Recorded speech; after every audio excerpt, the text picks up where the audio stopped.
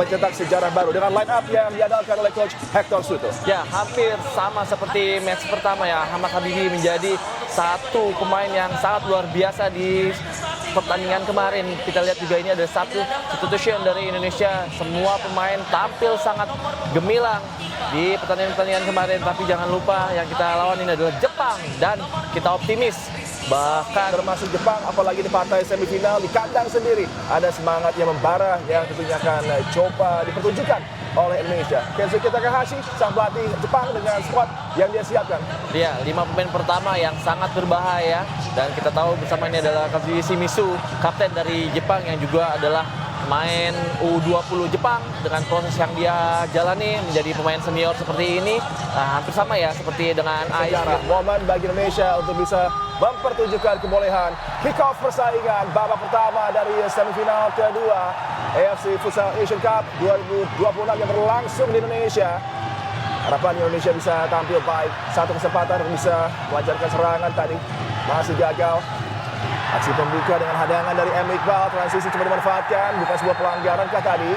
Justru sepertinya ada... Bagaimana pergerakan para pemain Jepang juga sudah cukup terbaca, dia hanya memotong ruang shooting dari flank pemain Jepang. Harus lebih konsentrasi kembali.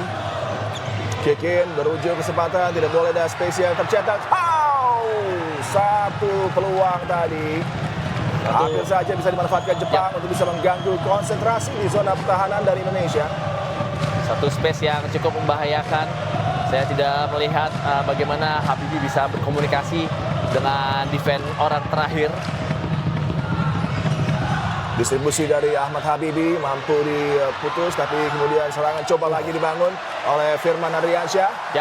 Jangan lupa kita memiliki set piece bola mati yang cukup membahayakan, tapi memang Jepang sudah mulai membaca ya. Ini dia. Kick in dari Rizky Xavier. Pergerakan yang sangat baik ditawarkan Israr Megantara. First time effort yang sangat berbahaya tadi disajikan oleh Israr Megantara. Inilah dia. Xavier putar dia dari anchor. Tiba-tiba ada di depan. Satu kecerdasan dari seorang Rizky Xavier.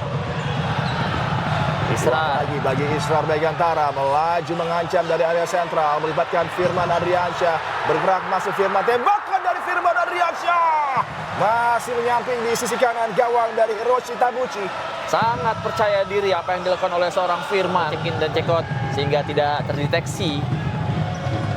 Harus ada komunikasi yang cukup clear oleh pemain defense Indonesia khususnya. Dari kick in lagi coba mengancam, satu kesempatan dari area sentral, sebuah tendangan yang disajikan Shoto Yamanaka, pemain yang sejauh ini sudah punya 2 kesempatan untuk bisa melirik ke arah gawang. Datang membantu Wendy Brian Ik kali ini. 1 lawan 1, coba mengancam di area bidang permainan Jepang. Wendy Brian dengan pasnya sangat baik. Samuel Eko coba berputar tadi. Kembali ada sebuah blok penting yang dilakukan kali ini Izu Ryuji, tapi Samuel Eko mengerang kesakitan.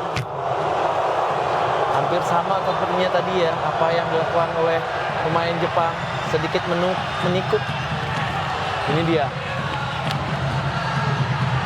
Iya, memang ada gangguan sedikit. Kontak ya, tapi bola yang terkena juga tadi oleh dari gawang, tapi ternyata membentur dan ini harus hati-hati. Peluang demi peluang Jepang juga sudah mulai diberikan tanda sinyal berbahaya. Ya. Wendy Brian masih tanpa gol.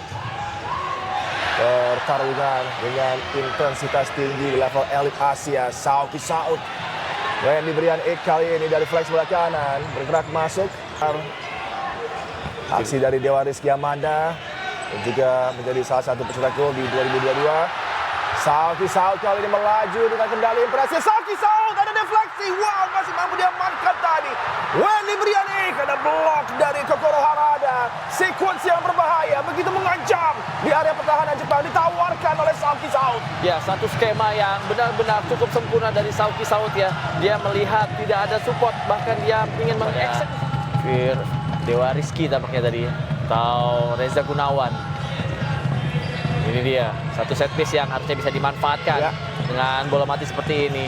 Perhatikan, satu upaya terlepas tadi Firman, ada Kamelut di sini. Samuel Eko!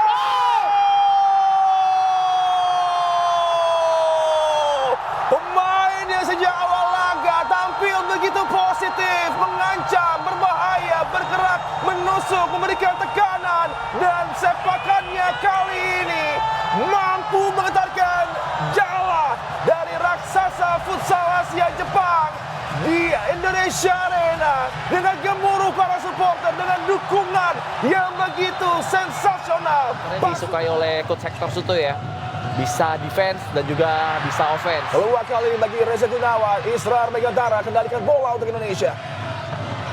Kembali mencari celah, Israr, tidak ada pilihan lain, tinggal siapa yang bisa mensupport. Baik sekali Reza Gunawan. Cukup tenang, para penggawa Indonesia tidak tergesa-gesa dengan satu gol yang sudah tercetak ke gawang Jepang. Ahmad Habibi punya kesempatan kali ini. Habibi coba menawarkan sebuah upaya yang berbahaya tadi menuju ke gawang dari Tabuchi. Ya, saya pikir Habibi tidak mau kalah dengan seorang Tabuchi ya.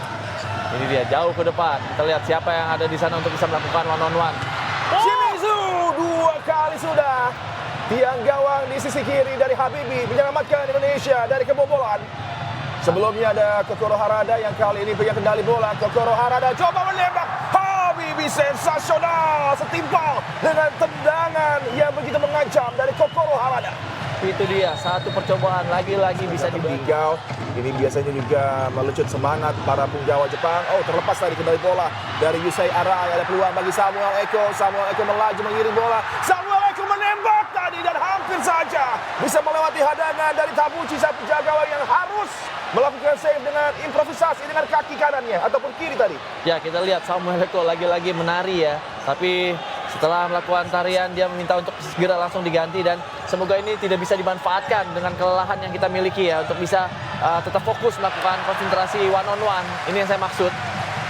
Firman Ardiansyah juga berjuang tadi untuk mengamankan situasi. Ada time out yang terjadi dengan tersisa hitungan detik di persaingan babak pertama.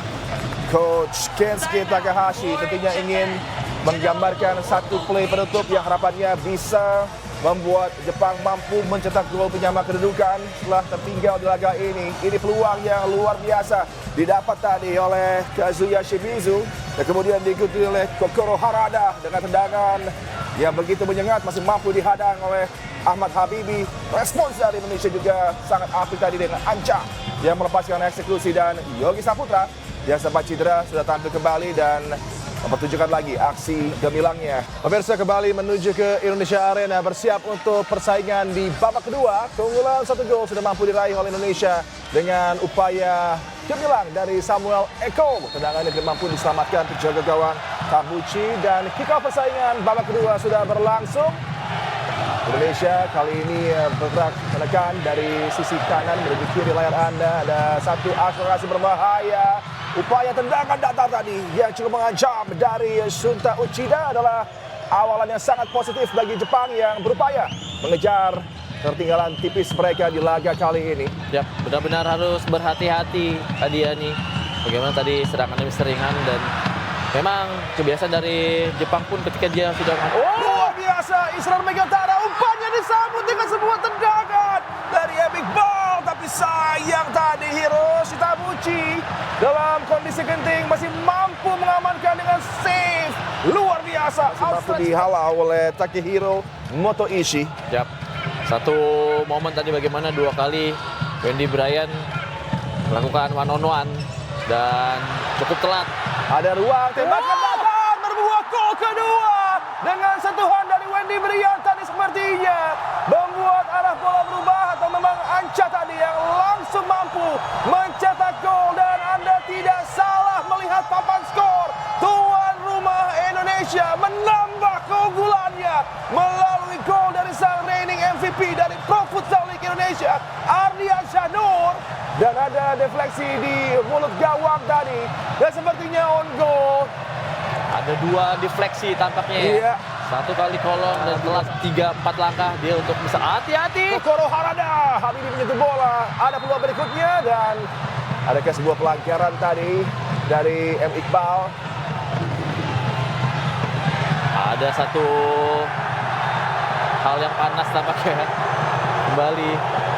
Iya, harus bisa menahan emosi para penggawa Indonesia, apalagi Anca punya pengalaman yang lebih tinggi dari rekan-rekannya.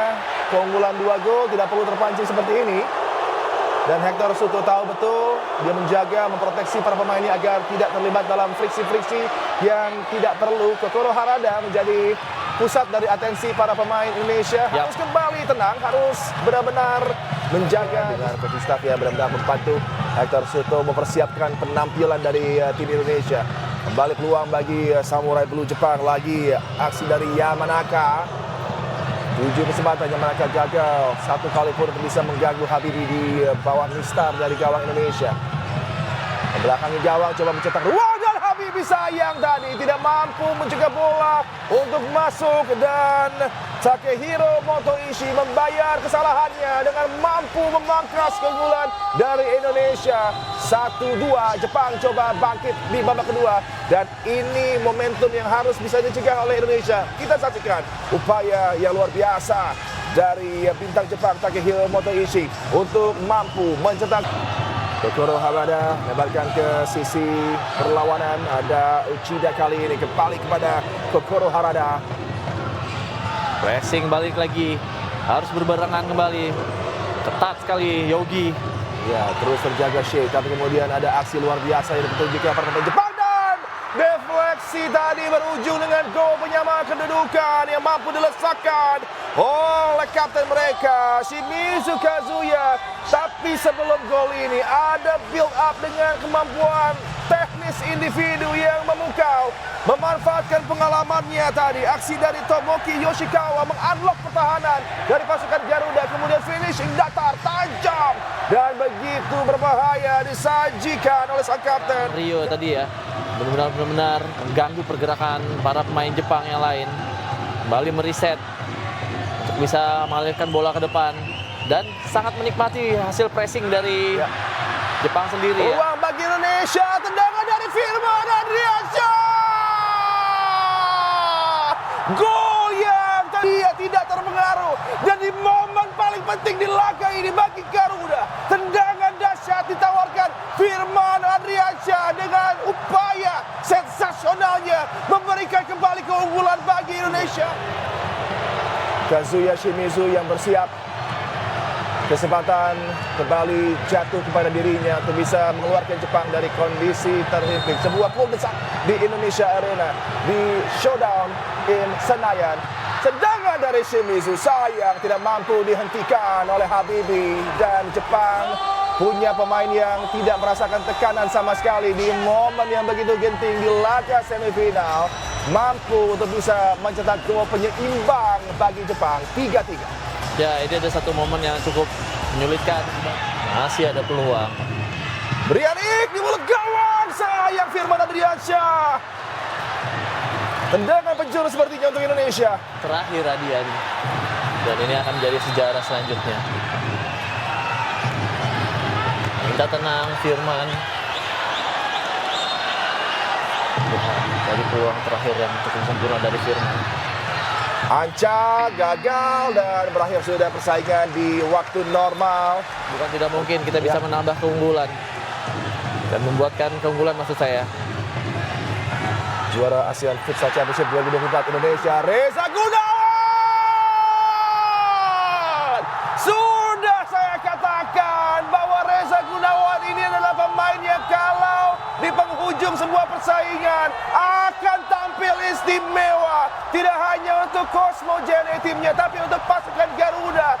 Dengan menekan jersey merah putih, dia mempertunjukkan ketajamannya di momen genting, di perpanjangan waktu, memberikan keunggulan yang sangat segalanya di lapangan. Uchida diganggu kali ini oleh Anca. Kembali bola mampu dicuri, tendangan yang dilepaskan. Berbuah gol, dan sepertinya tancap gas pasukan Garuda menuju partai final.